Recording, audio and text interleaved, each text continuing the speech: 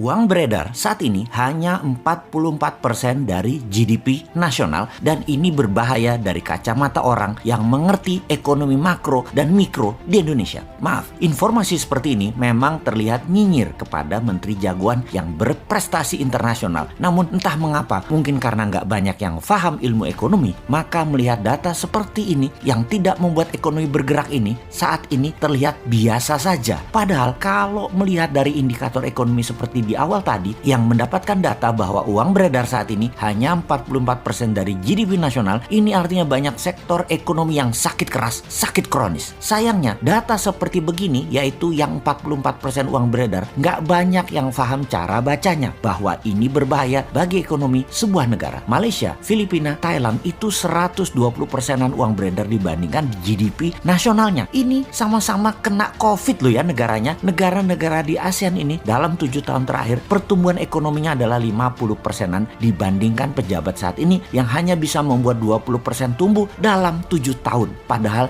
niat dan janji sucinya dulu 50%-an tumbuhnya dalam 7 tahun karena setiap tahun katanya ekonomi harus tumbuh 7%. Dan kalau semua itu tercapai tumbuhnya 50%-an. Ini harusnya ya 50%-an dalam 7 tahun. Ternyata tidak tercapai, hanya 20%. Dan untuk menutupi kegagalan tersebut, maka strategi yang dilakukan oleh yang katanya jago ekonomi dan keuangan negara tersebut yaitu menggunakan FDI, Foreign Direct Investment. Oke, bolehlah strateginya. Sekedar mengingatkan di mana nanti para new mind kalau berkuasa beda strateginya. Pakai DDI, Domestic Direct Investment. Pakai kekuatan kita sendiri dalam negeri, anak bangsa. Saat ini oleh old mind, anak bangsa kekuatan sendiri tidak dipercaya. Bahkan 4L sering mengatakan Indonesia belum mampu, jadi perlu orang Tiongkok. Heran ya, kok anak bangsa diejek tapi oleh fansnya nggak ada yang mencela atau yang kecewa. Oh lupa, punya pasukan buzzer yang selalu meluruskan hal yang bengkok dengan narasi. Bener deh, sangat jelas kalau strategi sekarang adalah cinta asing. Karena itu dipilih investasi FDI. Sekali lagi, namanya juga keputusan orang populer. Semua dilakukan terlihat benar lah. Sampai suatu hari piring kalian kosong,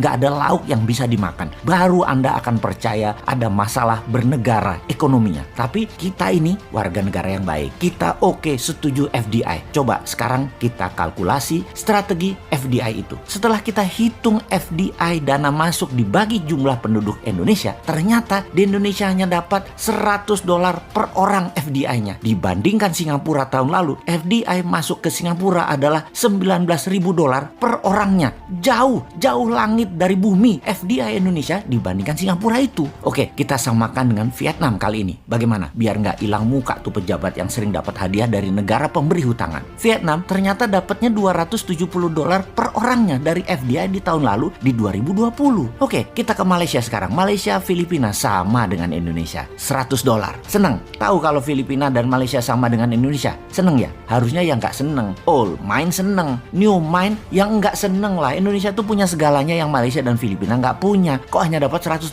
Lalu apa strateginya? Ya kembali ke klasik. Karena old mind bisanya cuma satu, yaitu hutang lagi. Oke, mau lihat dari kacamata mana indikator ekonominya sekarang? Bagaimana kalau kita lihat dari pertumbuhan kredit? Tiap tahun harusnya kredit disalurkan itu tumbuhnya 15% dibanding tahun sebelumnya. Di mana 15% itu pasti akan menumbuhkan 7%-an ekonomi. Namun, beberapa tahun belakangan ini, kredit hanya 2-3% pertumbuhannya. Ya bagaimana ekonomi mau tumbuh 7%?